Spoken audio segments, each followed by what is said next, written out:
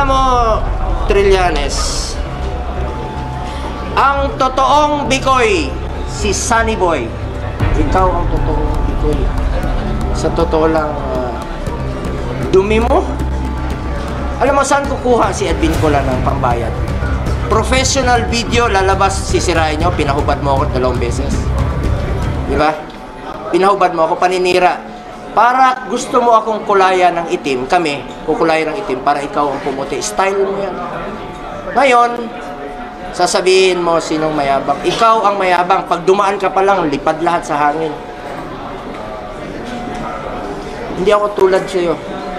Pagdating ng panahon, pagbaba ng amo ko, hindi ako magtatago. Pero, magpapa-injection kami ni Pangulo ng anti-rabies. Baka makagat kami ng asong ulol.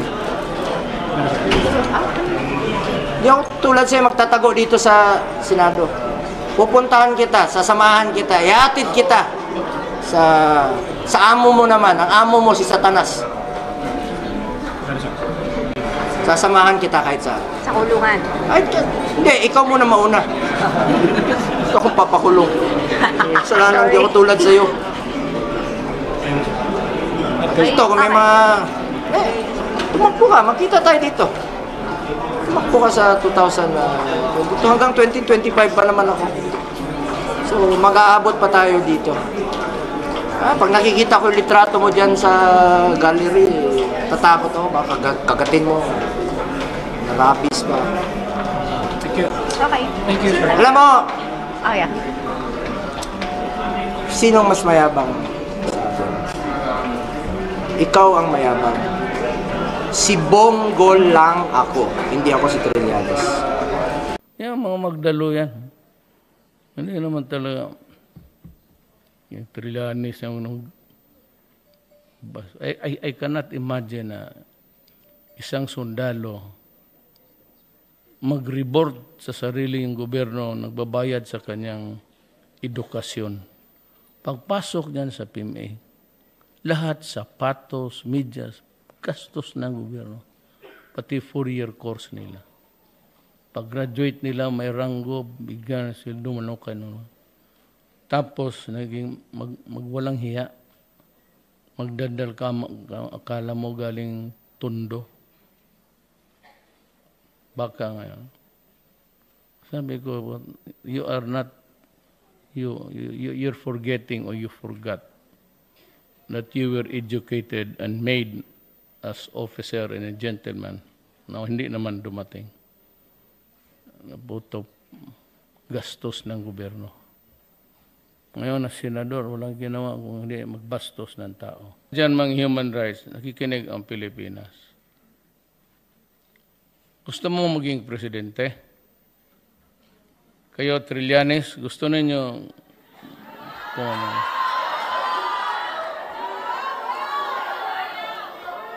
Alam mo, may isang magdalo dito na kalaban niya. Mayroon tayong magdalo dito na talagang kalaban sila. Si Nick Faildon sa Bureau.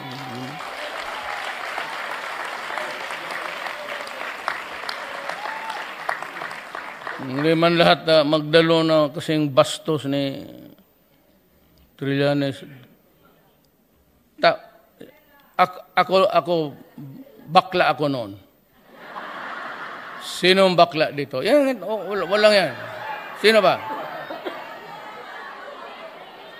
Nag-admita na nga ako eh. Bakla man ako noon. Mabuhay ang bakla ng Pilipinas!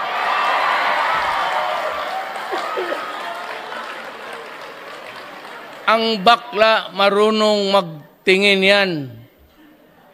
So kayong mga bakla, tanungin ko kayo. O totoo, ano si Trillanes?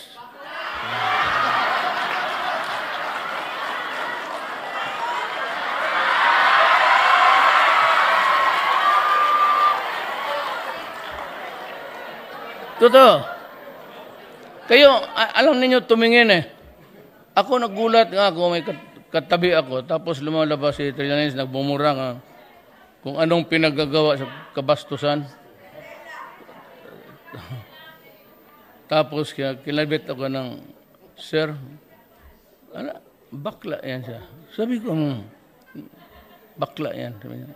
Sabi ko, totoo ka? Sabi niya, magtanong ka baski sinong bakla. At makita yan gumalaw. Sabihin nung bakla talaga.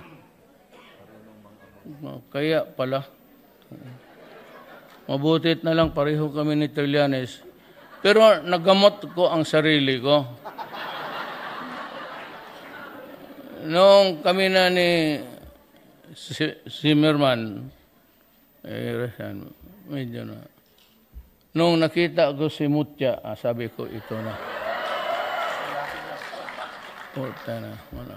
Naging lalaki ako uli. Pero sabi niya, bakla. Ano? Sabi niya, bakla man si Duterte. Di, bakla. Wala man akong, ano dyan? Kung bakla ako, hindi basta yung mga maganda lang. Ayaw ko na ng gwapo. For as long as there is graft and corruption in government, ang Philippines will never rise. Maniwala kayo. Ako paalis na. Bahala na kayo, but may iniwan ako na salita. Kung ayaw ninyong makinig, it's your country. And I will survive. Ex-president ako. Pero kayo, if you really want something more than just, bigyan mo lang ng ang problema kung hindi kontrolado. But if there is really somebody na totoong sinasakal, luluso tayo. Mga 5 to 7 years. Ako, 3 years wala na ako. So, importante na yung susunod sa akin, I will not.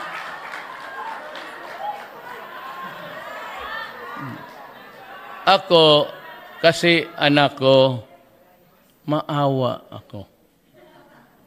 Kasi itong presidency, hindi naman ang tao, hindi naman walang ingrato ang tao. Pero kung magpresidente ka lang naman tapos ganito yung nandyan sa opposition, kung babuyin ka pati pamilya mo, pati yung anak niya, warlord, Trillanes, walang mangyari.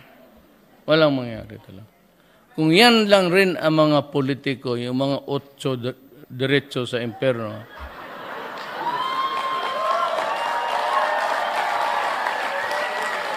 remember those guys, kung sino yung naiwan dyan, walang ginawa kung hindi magdaldal.